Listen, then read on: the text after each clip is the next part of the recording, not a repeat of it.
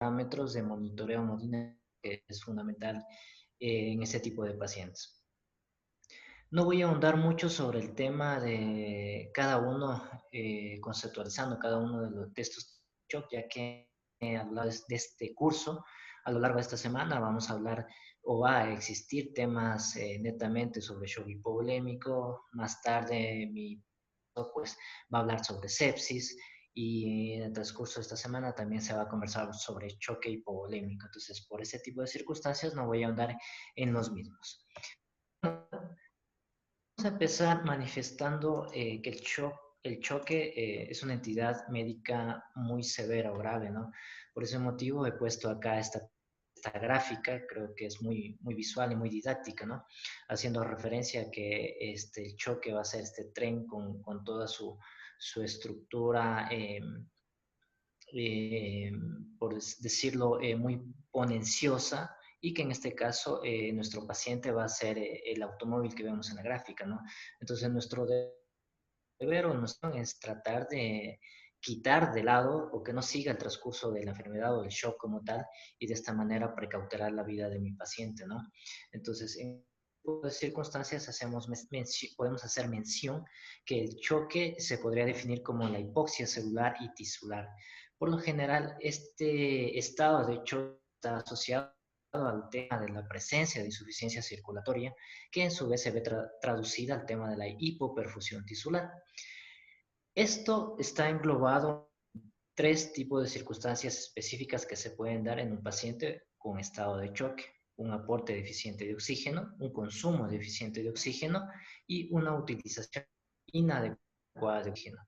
Obviamente, la situación del aporte del oxígeno puede verse disminuido en relación a la hipoperfusión que se da en este tipo de circunstancias, ¿no? Pero hay una situación muy especial acá, que hay que definir que el choque nosotros debemos, nuevamente recalco, establecerlo de manera temprana, con la finalidad de revertir este estado y obviamente salvaguardar la vida de mi paciente, porque en muchas de las circunstancias, cuando no realizo de manera adecuada, el choque se puede volver irreversible. Puede existir acá el fallo multiorgánico, que es muy frecuente, muy común en este tipo de pacientes, y obviamente está reflejado en una mala evolución clínica de mi paciente y posteriormente la muerte, ¿no? Puede que ya hay un daño celular bastante o bastante intenso, e igual en un daño tisular considerable, el cual ya en ese tipo de circunstancias se vuelve irreversible y pues prácticamente no habría marcha. El paciente lamentablemente podría fallecer. Pero en sí el tema del choque hace referencia a eso, ¿no? A una deficiencia en cuanto al aporte de oxígeno que se ve reflejado en hipoxia celular y tisular. Ahora, hay aquí una serie de incertidumbres que siempre que conversamos de choque lo asociamos a hipotensión arterial. Y si bien es cierto, esta situación es real, ¿no? Pero también hay que tomar en cuenta que pueden existir choques, tanto con normotensión o con hipertensión, a lo que se denomina o se considera como choque oculto, ¿no? Entonces, si bien es cierto, el tema de las variables hemodinámicas que vamos a hablar más adelante y entre estas hace noción al tema de la tensión arterial, siempre por lo general nuestro paciente va a estar tenso, ¿no? Pero siempre tenemos que considerar que sí existe el choque con normotensión o hipertensión, ¿sí? Entonces, para esto, desde el punto de epidemiológico, existen varios tipos de choque, ya los vamos a aclarar más adelante, pero en sí el que más lo vamos a encontrar en las unidades de emergencia como en las unidades de cuidados intensivos, es una subclase del shock distributivo, que en este caso es el shock séptico, ¿no? En diferentes estudios que les presento acá, que aproximadamente hicieron la valoración de 1.600 pacientes, en los cuales el shock séptico pues estuvo a la cabeza, ¿no? En un 62%, seguido del cardiogénico y del hipovolémico, en los porcentajes que ustedes pueden observar en la gráfica, y posteriormente otros tipos de choque como distributivo, como en el caso del choque anafiláctico, choque neurogénico en un 4%, y posteriormente el choque obstructivo. Por lo general, el choque obstructivo se puede de ver a cierto tipo de circunstancias, como ya las vamos a ver más adelante, circunstancias a lo mejor como complicaciones en cuestión de procedimientos, especialmente en las unidades de cuidados intensivos, secundaria, la colocación de vías centrales, perdón, que te producen la presencia de neumotórax y eso te va a conllevar a la presencia de un choque obstructivo. Ahora, toda esta situación va a ser muy variable porque va a depender de la unidad en donde ustedes se desenvuelvan. Es decir, que si yo me encuentro desenvolviéndome en una unidad netamente de traumas, pues probablemente el choque hipovolémico sea el que mayor que tenga en esta unidad, ¿sí? Pero en unidades polivalentes, como generalmente las tenemos acá en nuestro país, el choque distribuido con su clasificación, en este caso el choque séptico, pues bueno, es el principal tipo de choque que vamos a encontrar nosotros a nivel hospitalario. ¿Sí? Entonces ya definimos que el choque iba a ser una alteración que va a producir en este caso hipoxia celular y tisular. Hay cierto tipo de circunstancias clínicas como eh, situaciones en cuanto a las alteraciones hemodinámicas, específicamente el tema de la frecuencia cardíaca, de nuestra tensión arterial, que nos van a podernos como médicos sospechar de que existe un choque de por medio, ¿no? Y todas estas situaciones clínicas las vamos a corroborar con parámetros bioquímicos a la cabeza del tato, que es un marcador de hipoperfusión, que podemos utilizar en ese tipo de circunstancias para poder catalogar si es que estamos frente a la presencia de un choque o no. Y obviamente, como siempre, toda enfermedad, pues bueno, la clínica en este caso vendría a ser nuestra guía para tratar al paciente, ¿no? Siempre manifestamos y siempre decimos que debemos de tratar al paciente y más no los números que nos arrojan los en este caso, ¿no? Entonces tenemos 4 tipos grandes de choque, que en este caso están expuestos en la gráfica, son el hipovolémico, el distributivo, el cardiogénico, el obstructivo. Y aparte de esto tenemos el choque oculto, que es a lo que hacía mención anteriormente, ¿no? Vamos a ir conversando sobre cada uno de estos. Cada de ellos tiene una característica especial o peculiar y cada uno de estos también va a tener un tratamiento dirigido en relación a la noxa que va a producir este tipo, ¿sí? Entonces, en el caso del choque hipovolémico, pues bueno, puede ser oligoémico o no oligoémico. En este tipo de circunstancias, muchas de las veces este tipo de choque puede ser asociado a la pérdida de sangre como tal y en otro tipo de circunstancias a la pérdida de líquido, o sea, esto por diarreas abundantes principalmente, ¿sí? Entonces, en relación a todo esto va a ir enfocado pues el tratamiento. En ese tipo de circunstancias, cuando estamos frente a un choque hipovolémico, habría que definir si se trata de un choque hipovolémico hemorrágico o no hemorrágico, y de esta manera determinar si vamos a administrar a nuestro paciente, en este caso hemoderivados o volumen, ¿no? Entonces, con este tipo de circunstancias va a tener el enfoque del tratamiento que vamos a brindar a nuestro paciente. Luego tenemos el choque distributivo. Como he mencionado anteriormente, el choque distributivo tiene varios subtipos.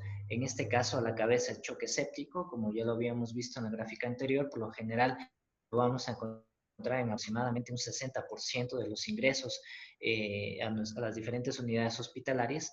Dentro de este grupo también tenemos el choque anafiláctico y el choque neumogénico, ¿no? El choque distributivo se va a caracterizar porque va a ser o va a tener en cuanto al tema de su fisiopatología una vasoplejía como tal, es decir, que también se lo puede catalogar como choque vasopléjico. Haciendo referencia al tema de la vasoplejía, las resistencias vasculares en este tipo de choque van a estar disminuidas o abolidas, lo que se va a ver reflejado con el tema de la hipoperfusión, ¿no? A la cabeza les había mencionado que el choque séptico por lo general está provocado en este tipo de circunstancias por infecciones, infecciones que habitualmente están dadas por microorganismos multiresistentes, dependiendo obviamente o individualizando obviamente a los pacientes, pero por lo general la población más afectada son adultos mayores y pacientes que se encuentran estado inmunocomprometido, es decir, que tiene algún tipo de deficiencia en este caso inmune, o en este caso pacientes portadores de enfermedades crónicas. Haciendo referencia al tema de los microorganismos, pues bueno, habitualmente los microorganismos que mayoritariamente se aíslan estos tipos de pacientes con choque séptico va a depender de la flora bacteriana de cada unidad hospitalaria, ¿no? Pero la literatura te manifiesta que siempre a la cabeza van a estar las bacterias negativas, en este caso enterobacterias gram negativas, ¿sí? Klebsiella, Pseudomonas, por enumerar algunas, ¿no?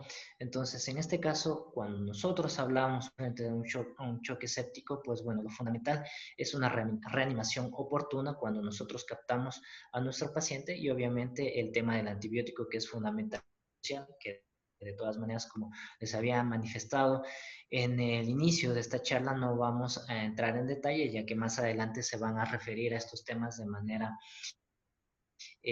¿no? El choque anafiláctico es otro tipo de circunstancias que se puede dar dentro de esta gran familia del choque distributivo. Por lo general, el choque anafiláctico se debe a el tema de la inmunoglobulina E. Muchas de las circunstancias está mediado por esta inmunoglobulina y esto también a su vez va a producir una alteración con el tema o sea, mejor dicho, va a provocar vasoplejía, al igual que el tema del choque séptico, y de esta manera se va a ver reflejado en el tema de la hipotensión arterial. Y otro de los subtipos de este gran tipo de choque que es el distributivo es el neurogénico. Por lo general, el neurogénico lo vamos a encontrar en pacientes con traumatismos cráneoencefálicos severos, en pacientes que tengan afectación medular.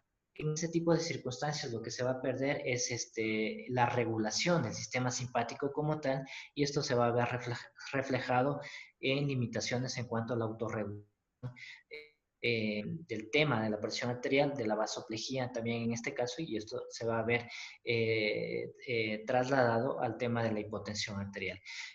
Dependiendo de este tipo de circunstancias o dependiendo del choque con el que yo esté actuando o esté diagnosticando, dependiendo va a ser enfrascado en sí el tratamiento, pero en la mayoría de estos casos, debido a la vasoplejía que se produce, vamos a utilizar vasopresores de por medio, ¿no?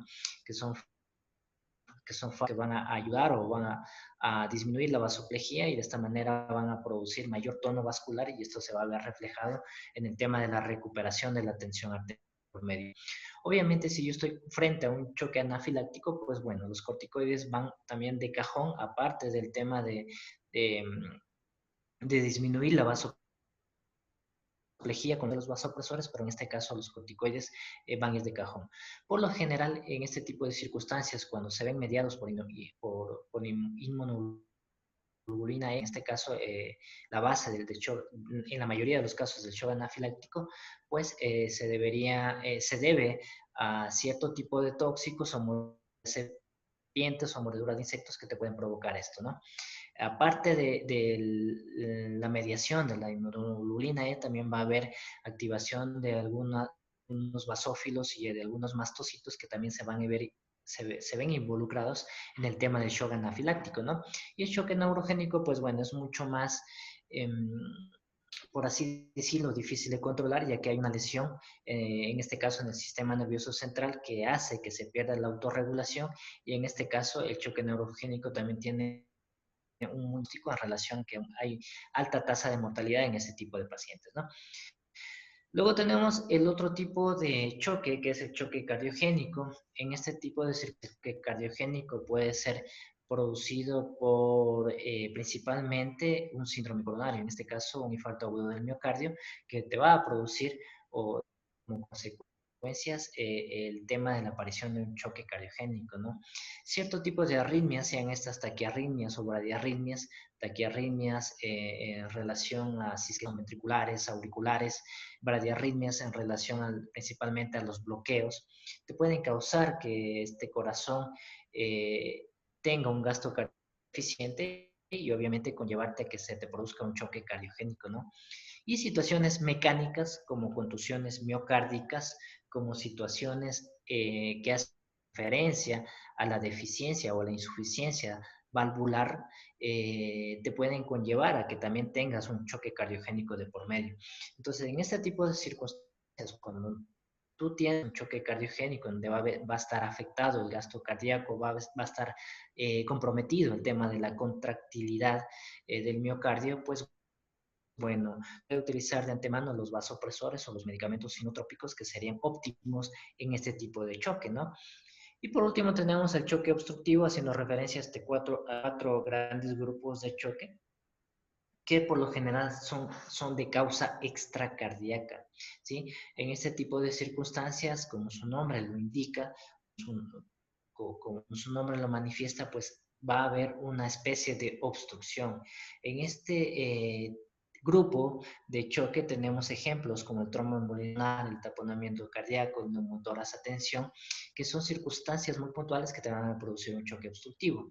En este caso, el tromboembolismo pulmonar, pues bueno, hace referencia a que aquí va a haber una afectación en tal caso de la relación BQ, es decir, que va a haber una afectación netamente de la perfusión, es decir, en este tipo de paciente está obstruido, en este caso por un trombo, el tema de la circulación y por ende no va a llegar, no va a llegar la suficiente cantidad de sangre nula o prácticamente escasa cantidad de sangre a que se produzca el intercambio gaseoso como tal.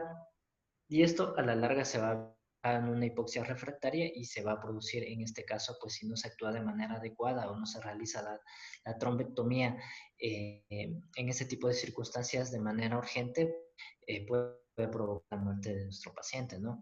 Un ejemplo claro también es en el taponamiento cardíaco, sea este una situación, puede ser una situación traumática en el cual pues prácticamente hay una acumulación de líquido alrededor de nuestro corazón y esto influye en el tema de la contractilismo. Pues bueno, si no se realiza en este caso una pericardiocetesis evacuatoria de manera urgente, pues se va a producir de la misma manera el resto de nuestro paciente. Entonces, la guía del tratamiento como tal va a depender de la causa o de la noxa, en este caso del tipo de choque que tengamos, ¿no? Entonces, a este tipo de circunstancias, por lo general, cuando nosotros vemos un paciente hipotenso, lo primero que hacemos casi siempre es pasarle volumen, ¿no? Entonces, a todo esto y haciendo acumulación que hemos conversado en estas circunstancias, pues viene la pregunta, una de las preguntas principales que nos haríamos. ¿Se beneficiará todo paciente y, con hipotensión, haciendo referencia a que hay un tipo de hecho que se beneficiará de pasar volumen?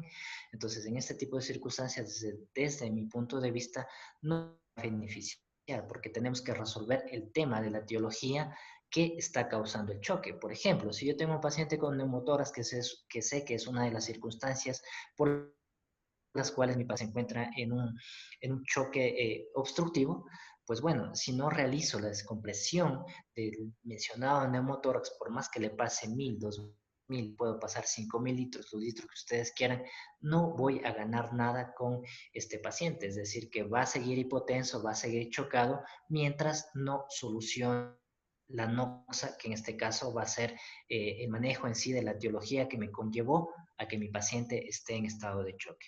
Entonces, en este tipo de circunstancias, si la pregunta iba encaminada a estas circunstancias, si siempre mi paciente está hipotenso, le paso una carga de volumen, con esto me va a beneficiar o no, una vez más, algo que no, siempre tenemos que siempre tenemos que corregir la etiología de o la razón por la cual mi paciente llegó a estar en estado de choque, ¿sí?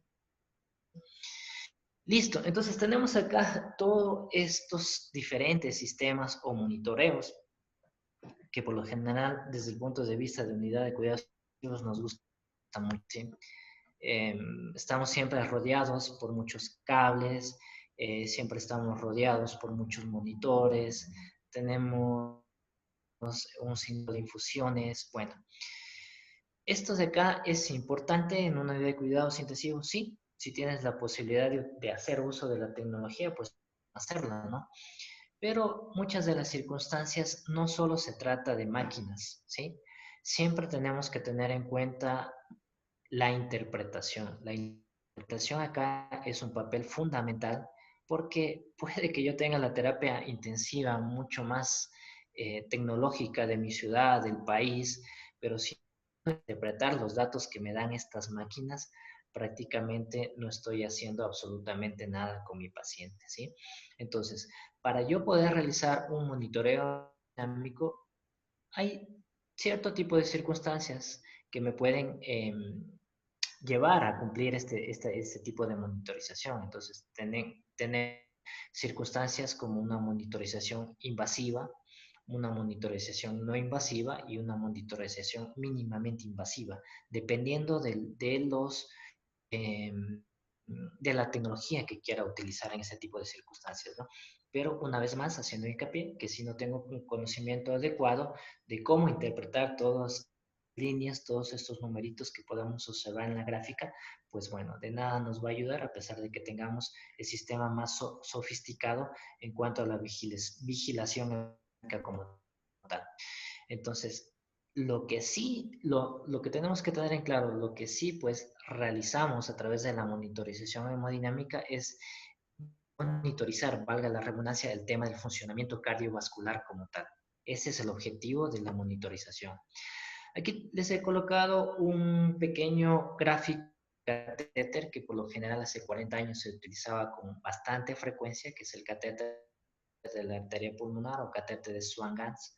Como ustedes pueden observar, no sé, muchas de las veces en cierto tipo de hospitales todavía está vigente este tipo de, o todavía lo tienen, aunque sea guardado en la bodega, pero lo tienen ahí, porque casi ya no lo mucho, pero es un catéter similar a un catéter venoso central, a diferencia de que acá tenemos un número mayor de lúmenes y más que todo una situación en cuanto a sensores precisos para el tema de la termodilución y de esta manera nos ayudaba a sacar en este tipo de circunstancias como gasto cardíaco, índice cardíaco, resistencias vasculares, que era lo que nos interesaba saber o conocer para poder guiar o interpretar el tipo de choque y más que todo la terapéutica que estamos realizando nosotros en relación al choque, ¿no? Ese catéter va directamente hacia la arteria pulmonar y tiene justamente este punto de un balón inflable acá, como una sonda vesical, que prácticamente se encalla a nivel de la arteria pulmonar y a través de este, pues bueno, hacemos mediciones sobre todos este tipo de situaciones en relación a parámetros hemodinámicos que nos van a dar una guía o una pauta para la terapéutica, para llevar de manera adecuada la terapéutica del choque que está atravesando nuestro paciente, ¿no? En relación a su colocación es un poco más compleja, un poco más difícil, ya que tengo hacia la arteria pulmonar y a través de diferentes estudios y a través de diferentes escritos o documentos que se han realizado a lo largo de estos últimos años, pues se ve que no tiene una situación para decir que tiene mayor ventaja sobre otros dispositivos de monitoreo hemodinámico, ¿no? Entonces, por tal razón, casi ya no se lo utiliza.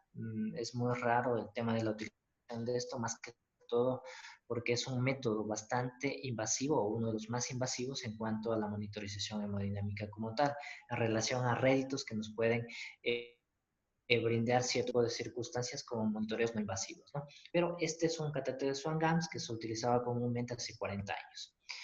Bueno, dentro de los parámetros de monitorización hemodinámica tenemos los siguientes. En este caso, a la cabeza el tema de la presión arterial media. Por lo general, en diferentes estudios hemos observado y casi siempre en unidades hospitalarias que nosotros nos desenvolvemos, nuestro objetivo es mantener a nuestro paciente con TAMS de 65, por encima de 65 milímetros de mercurio, ¿no? Y prácticamente hacer referencia a tener en este tipo de circunstancias, pues, una situación adecuada en cuanto a disminuir la hipotensión de diferentes órganos, Diana. En ese tipo de circunstancias, el cerebro, que por lo general es uno de los órganos que mayoritariamente se afecta cuando hay hipoperfusión, ya que necesita aproximadamente el 20% del gasto cardíaco total de nuestro cuerpo, entonces es una cantidad bastante considerable para poder ejercer sus diferentes funciones en cuanto a lo que hace referencia a este órgano, ¿no? Entonces, en este tipo de circunstancias se han hecho varios estudios en cuanto, desde el punto de vista de microcirculación, y por lo general, la literatura lo que te manifiesta es siempre tratar de mantener una presión arterial media, por encima de 60 milímetros de mercurio, ya que eso sería lo ideal, o que ese sería la meta en este tipo de pacientes, ¿no? Otras variables son las variables de transporte de oxígeno. En este tipo de circunstancias, cuando iniciamos la charla, comentábamos que el tema de la tisular y de la hipoxia celular, pues bueno, se ve más que todo enfrascado en una situación que tiene que ver con un transporte difícil de oxígeno, que puede verse afectado por un aporte insuficiente de oxígeno debido a la situación que se está atravesando, es decir, la hipoperfusión, o puede haber una inadecuada de oxígeno. Entonces, en este tipo de circunstancias, estas variables de transporte de oxígeno van a depender del gasto cardíaco y de los valores de hemoglobina que tengan nuestros, ¿no? Pero por lo general, el tema del aporte de oxígeno o del transporte de oxígeno, para tenerlo en consideración, debe de ser mayor a 600 milímetros por minuto por metro, que ese sería en sí uno de los parámetros o de los objetivos, haciendo referencia a esto del transporte de oxígeno. Otra manera de monitorizar este tema de la hipoperfusión están justamente el tema de los marcadores, ¿no? Entonces tenemos acá la presencia del lactato, que justamente es un predictor, en este caso de hipoperfusión, y el tema de la saturación venosa central de oxígeno, ¿no? Hay ciertos estudios en donde se evalúa que hay una gran diferencia entre el tema de la reanimación o la monitorización hemodinámica, comparando el seguimiento con el lactato y la venosa central de oxígeno, ¿no? No hay una diferencia eh, de peso para decir que el lactato es mejor que la saturación venosa. Lo que sí, pues prácticamente el tema de la saturación venosa va a depender de otro tipo de circunstancias mecánicas, especialmente cuando existe algún tipo de cardiopatía que va a haber afectado en este tipo de circunstancias un valor, por así decirlo, en cuanto a la saturación venosa central de oxígeno, ¿no? Y también tenemos la variación en cuanto a la diferencia venosa cuando por lo general, esto debe tener un valor óptimo superior a 6 milímetros de mercurio como un número de seguridad en este caso, ¿no? Listo, entonces la monitorización hemodinámica en este tipo de circunstancias, pues lo que les manifestaba, no hay una gran diferencia entre el tema de la monitorización con la saturación venosa de oxígeno, y por lo general tenemos que tener presente que un valor adecuado a una buena hemodinámica, en este caso de relación a la saturación venosa de oxígeno, va a ser mayor a 70%, ¿no? Luego tenemos el tema del gasto cardíaco. El gasto cardíaco, pues bueno, lo definimos o va a depender de las variables como frecuencia cardíaca y el volumen sistólico. Ya sabemos que el gasto cardíaco, pues va a ser la cantidad de sangre que va a inyectar, en este caso, el ventrículo, ¿no? Por minuto. Por lo general, el gasto cardíaco, sabemos que su valor normal va a oscilar entre 4.5 a 5 litros por minuto, ¿no? Dependiendo, obviamente, esto de jóvenes, y esto va a depender nuevamente el gasto cardíaco de la frecuencia cardíaca y del volumen latido, que en este caso sería el volumen sistólico. Cuando existe alguna de estas dos circunstancias, tanto de la frecuencia cardíaca o del volumen sistólico, va a verse comprometido el tema del gasto cardíaco. Es por tal razón que cuando existe alguna alteración, una disminución del gasto cardíaco, el primer método compensatorio en este caso va a ser la taquicardia, ¿sí? Para tratar de compensar en algo el tema del gasto cardíaco como tal. Ahora, el volumen latido o el volumen sistólico, pues bueno, va a ser la cantidad que va a eyectar el corazón a través del ventrículo por latido, ¿sí? En este tipo de circunstancias, este volumen por general va a oscilar en 70 a 90 ml por latido, que eso es el valor del volumen sistólico normal en este tipo de circunstancias. Pero el volumen sistólico en estas circunstancias también va a depender de cierto tipo de parámetros como el tema de la precarga, y como el tema de la contractibilidad del corazón como tal y también de la postcarga, que en este caso se va a ver reflejada en la resistencia vascular sistémica. Cuando existe justamente alguna alteración tanto de la precarga, de la contractibilidad y de la post, también se va a ver afecto el volumen sistólico y por ende al verse afecto el volumen sistólico se va a ver afecto el gasto cardíaco. Es decir, que todo esto va a ser una cadena. Cuando uno se altera, obviamente va a haber un método compensatorio, pero como todo en nuestro organismo se va a compensar de manera eh, no total o de manera, mejor dicho, se va a compensar, no va a ser una compensación permanente, sino que va a ser una compensación esporádica. Y de esta manera, cuando ya esta compensación llegó a su límite, pues bueno, esto se va a ver reflejado en un gasto deficiente. Muchas de las veces el tema del gasto cardíaco también lo podemos medir o monitorizar a través de todos estos aparatos o sistemas o plataformas que nos brindan de la monitorización no invasiva y el tema de la monitorización invasiva. Pero ciertas circunstancias básicas, como el tema de la vigilancia, de la diuresis, hacen referencia a tener una monitorización adecuada de nuestro gasto cardíaco sin tener este tipo de aparatos sofisticados si es el caso, si en el caso no lo tenemos, ¿no? Pero nuevamente hago hincapié a toda esta situación acá. El gasto cardíaco va a depender de la frecuencia, del volumen sistólico y el volumen sistólico de la precarga, contractibilidad y de la postcarga. Situaciones que te alteren la precarga, bueno, deficiencia de volumen, cualquier deficiencia de volumen en cuanto puede ser pérdidas sanguíneas o pérdidas netamente de volumen por diarreas extensas, te van a alterar el tema de la precarga. El tema de la contractibilidad, mecánicas como las mismas insuficiencias valvulares que a la larga te pueden conllevar a una situación de una insuficiencia cardíaca, te alteran, mejor dicho, el tema de la contractibilidad y eso está reflejado en un gasto cardíaco deficiente, ¿no? Pero en sí, estas son las situaciones que se van a dar en relación al gasto cardíaco. En cuanto a la monitorización hemodinámica del gasto como tal, hablábamos el tema de la exploración física, del vigilar netamente, ser muy minuciosos con el tema de la diuresis. Si yo veo que tiene una diuresis disminuida y la frecuencia está cayendo o está bradicárdico, está con bloqueo, colocar un ejemplo, y veo que la diuresis está disminuida, pues bueno, asumo que si no tiene ese tipo de circunstancias, ninguno de estos mecanismos tecnológicos para medir el tema del gasto cardíaco, asumo que por mi exploración física de la diuresis y por todo lo que conlleva el antecedente de mi paciente, puede tener en este cardíaco un gasto cardíaco deficiente, ¿no? Obviamente hay circunstancias como por ejemplo pacientes que utilizan beta bloqueantes de larga data que pueden tener en este caso bradiarritmias inusuales, es decir, frecuencias cardíacas en este caso muy bajas, que pueden llevar al tema del gasto cardíaco. Entonces, todo sí debemos analizar a nuestro paciente de manera global, teniendo en cuenta todas estas consideraciones. La presión arterial, ya habíamos comentado que también pues, es una monitorización, es uno de los parámetros en este caso que nos podrán ayudar a discernir si se trata de un gasto cardíaco adecuado o disminuido.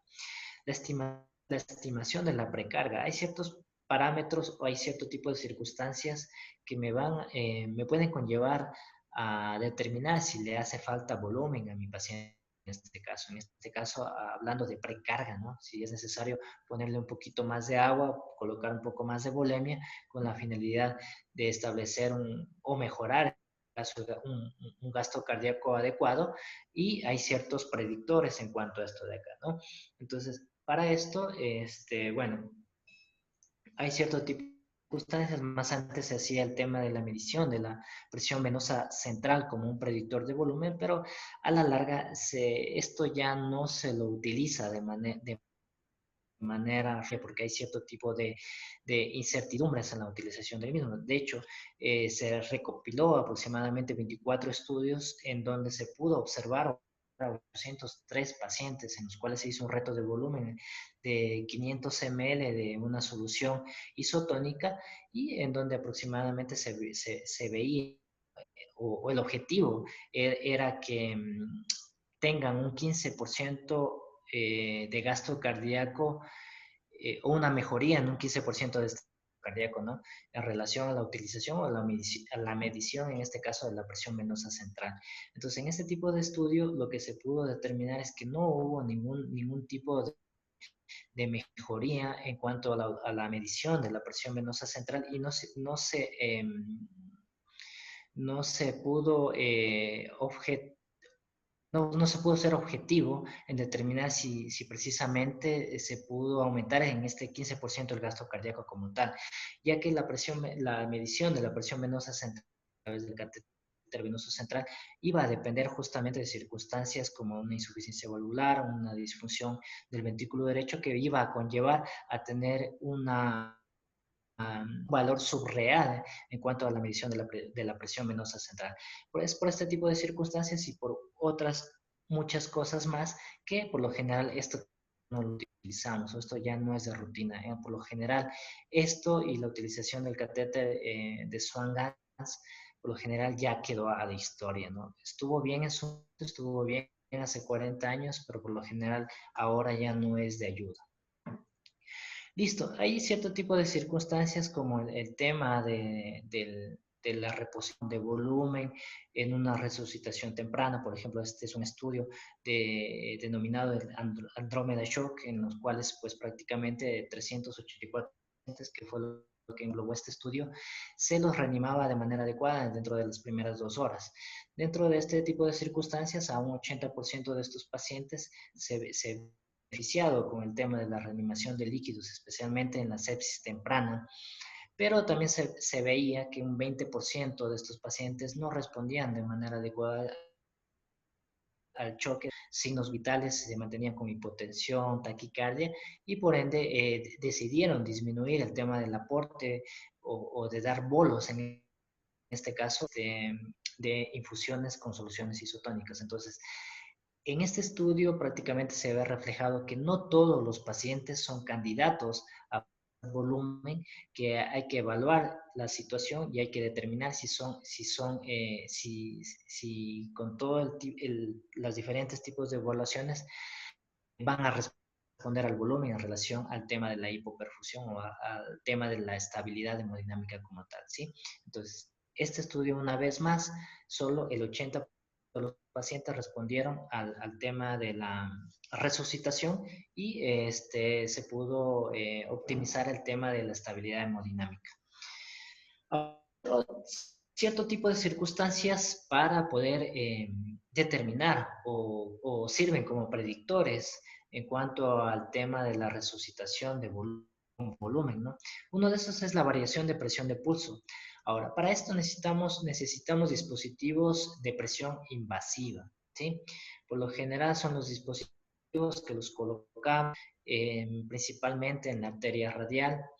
También se lo puede colocar en la humeral, pero predictivamente en la arteria, ¿no? Entonces, esta variación de presión de pulso medida a través del sistema de presión invasiva, pues nos va a determinar una diferencia entre la presión sistólica y la presión diastólica.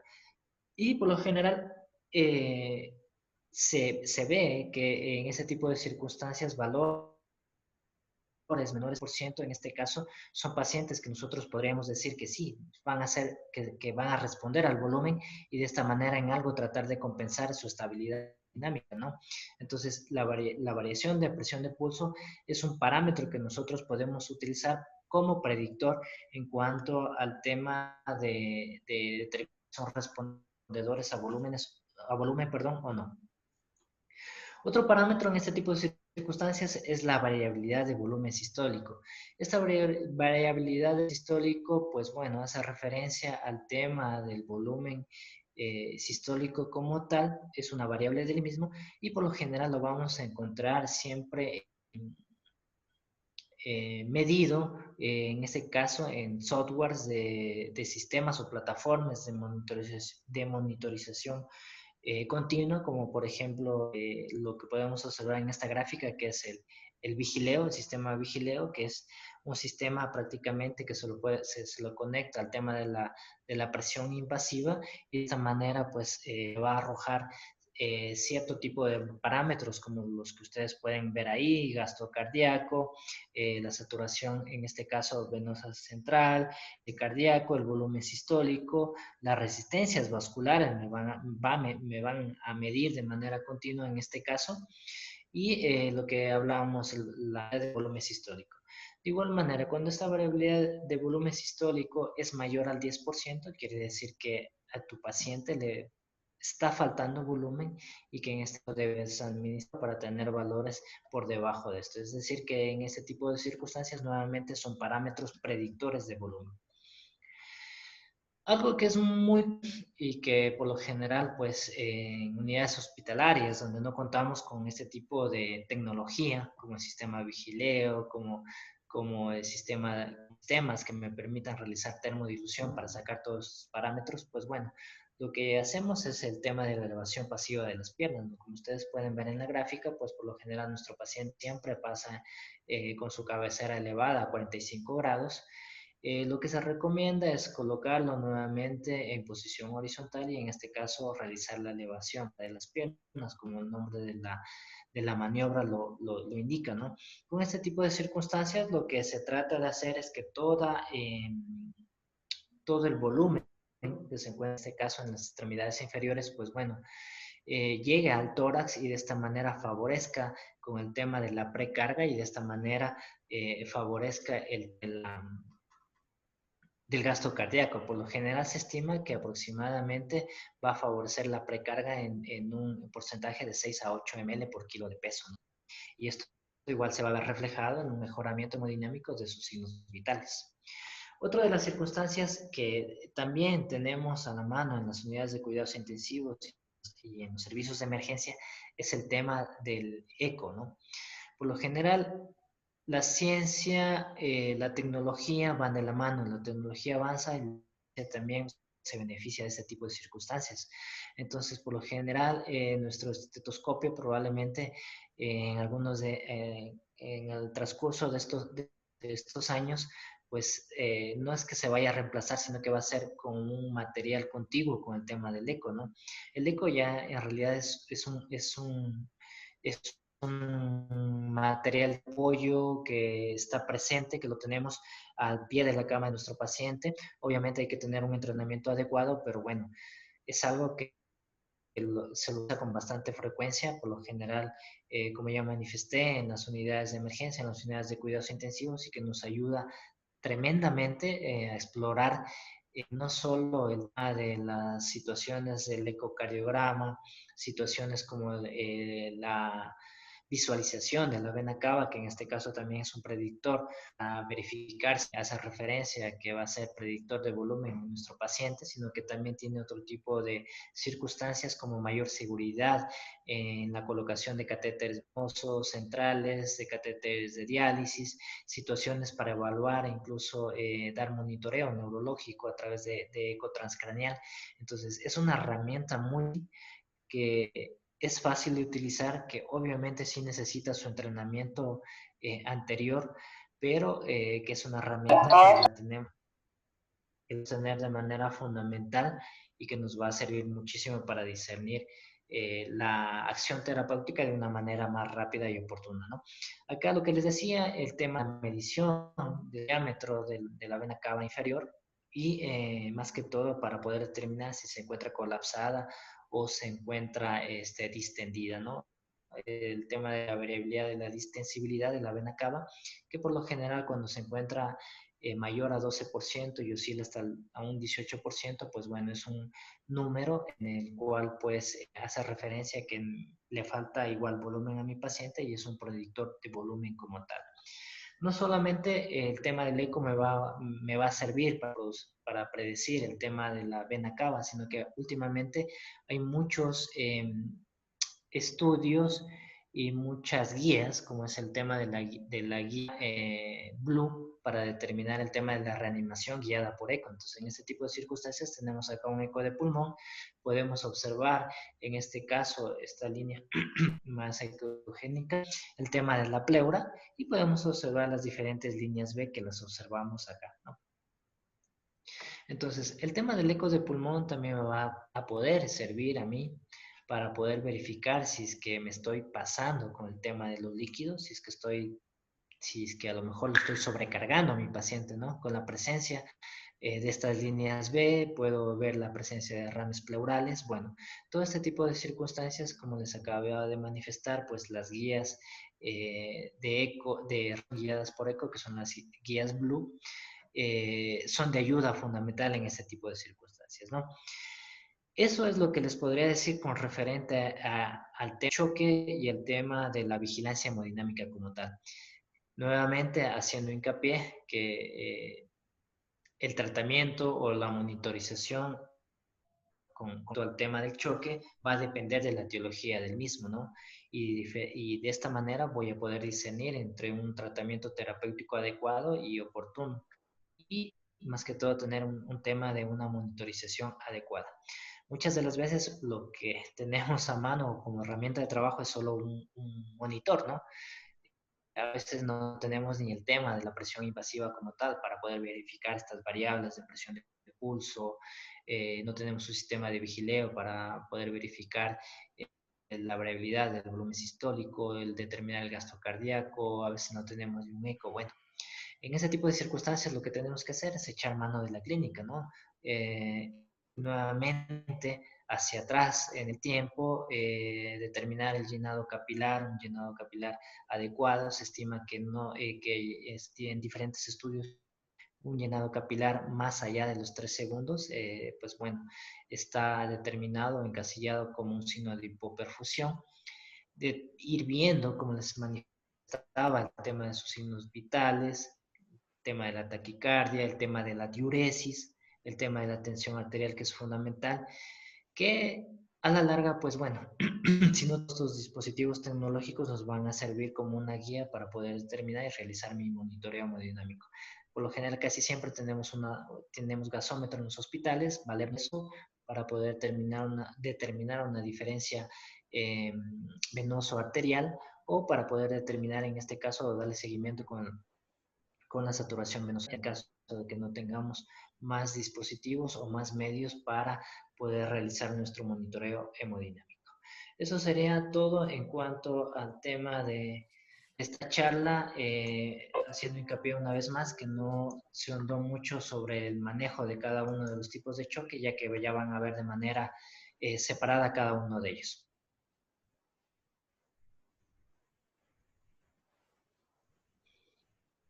Eso es. No sé si tienen alguna pregunta o alguna inquietud.